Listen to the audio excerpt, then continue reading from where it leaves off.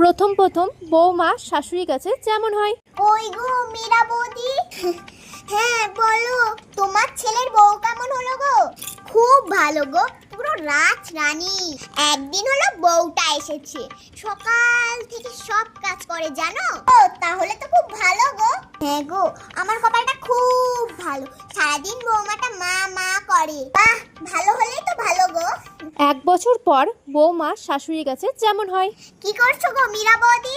আর বলো না মনার মা, বাবুটা কানার মতন কি যে একটা বউ আনলো ঘরে।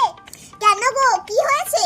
সারাদিন পায়ের ওপর পা তুলে বসে থাকে, ঘরের একটা খুঁটোটিও নাড়ে না। জানো, বুড়ো শাশুড়িটাকে দিয়ে সব রান্না করাই। হ্যাঁ কি বলছো? বড় লোকের পিটি আবার এক তরকারি ভাত মুখে ওঠে না, ব্যঞ্জন বানিয়ে ওর মুখের সামনে আমাকে ধরতে হয়। তা তোমার ছেলে কিছু বলে না নাকি?